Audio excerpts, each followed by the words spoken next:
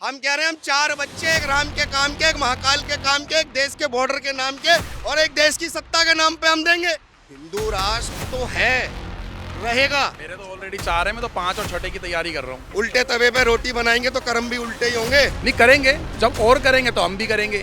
कोई भी देश के कोई भी जज कोर्ट मेरे को रोक नहीं सकता जी। मैं छठा बच्चा भी करूंगा, 7वां भी करूंगा, कोई रोक सकता। 4 ऑलरेडी हैं। धीरेन्द्र शास्त्री का एक वीडियो वायरल हो रहा है जिसमें उन्होंने कहा है कि 3 से 4 बच्चे होने चाहिए हर किसी के, ताकि एक श्री राम की सेवा में लगा दिया जाए।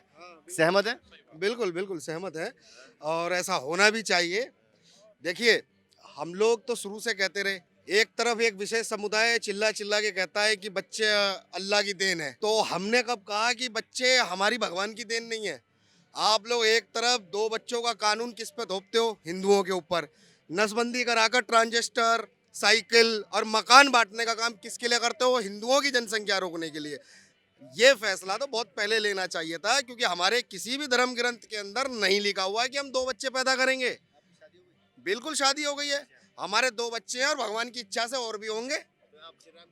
अरे अब श्री राम ही नहीं, हम कह रहे हैं कि हम इनके जिहादियों की भी सेवा में लगाएंगे। जो देश की सेवा में खड़े हैं ना, जो जिहादियों के लिए बंदूक तान के खड़े हैं हमारे सैनिक, हम वहां भी भेजेंगे और श्री राम की सेना में भी यहाँ भी भेजेंगे, हर जगह। क्योंकि अब जो समय है सेकुलरता को ढोने का नहीं है, अपने धर्म के प्रति कट्टर होकर समर्थन करके अपनी संस्कृति को आगे बढ़ाने का कार्य है। और वो केवल कोई संत या कोई भारत का प्रधानमंत्री नहीं करेगा, उसकी जिम्मेदारी हम नागरिकों की है। और वो हम लोग कैसे करेंगे वो आपको आज जनसंख्या कम कैसे होगी? ये तो जनसंख्या बढ़ जाएगी इससे तो। नहीं। देखिए, जनसंख्या अगर कम करनी है तो हम उसके विरोध में नहीं है कि अगर कोई कानून आएगा तो हम तो उसका भी समर्थन करते हैं, लेकिन वो साले पहले उनका तो कि तुम अपने बच्चे कितने कंट्रोल में करोगे? भाई, बच्चे अल्लाह की देन है, सब कुछ अल्लाह की देन है। साला रोजगार कैसे मोदी की देन हो जाता है इनका, हमें तो ये समझ में नहीं आ रहा है। भाई, हम सीधी बात कह रहे हैं, अगर जो भी कानून देश के अंदर बनता है वो सबके लिए बनता है, और जब सबके लिए बनता है तो एक विशेष समुदाय के हमेशा क्यों दर्द होता है? हम कह रहे हैं, अगर बागेश्वर धाम जी कह रहे हैं कि एक बच्चा राम के काम के लिए, हम कह रहे हैं हम 4 बच्चे, एक राम के काम के, एक महाकाल के काम के, एक देश के बॉर्डर के नाम के और एक देश की सत्ता के नाम पे हम देंगे। जब तक ऐसे जिहादी हम लोगों को मारने काटने का षड्यंत्र जिहाद चलाएंगे। अभी बिहार के अंदर आपने देखा ना, 2047 का प्रोपेगेंडा आया, वो किसके आधार पर आया? जनसंख्या के आधार पर। एक तरफ ये लोग भीड़ तंत्र दिखाते हैं, कहीं भी डेरा डाल देते हैं, 6-6 महीने का, साल भर का। शाहीन बाग क्या था? 1 साल तक शाहीन बाग में इन्होंने क्या करा? दिल्ली को बंधक बनाया।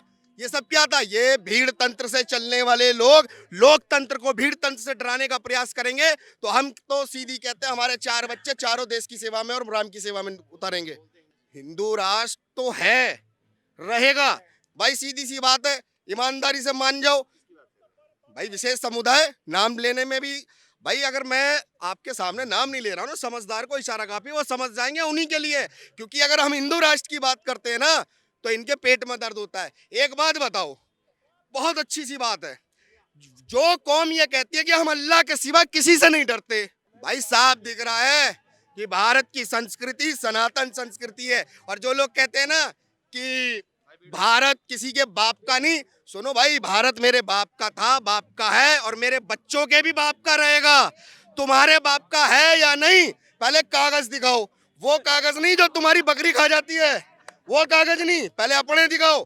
दिखाओ भारत भूमि लिखी हुई, दिखाओ गंगा जमुना सरस्वती गोदावरी, दिखाओ कुरान में कहाँ लिखा हुआ है भारत तुम्हारी भूमि है। दिखाओ कुरान में कहाँ लिखा है कि भारत ही तुम्हारी है। अरे बाहर से आए लुटेरो रेगिस्तान से, ना तुम्हें मुंह धोने का ढंग था, क्योंकि पानी ही नहीं था मुंह धोने के लिए तुम्हारे पास। उल्टे तवे पे रोटी बनाएंगे तो कर्म भी उल्टे ही होंगे, सीधी सी बात है।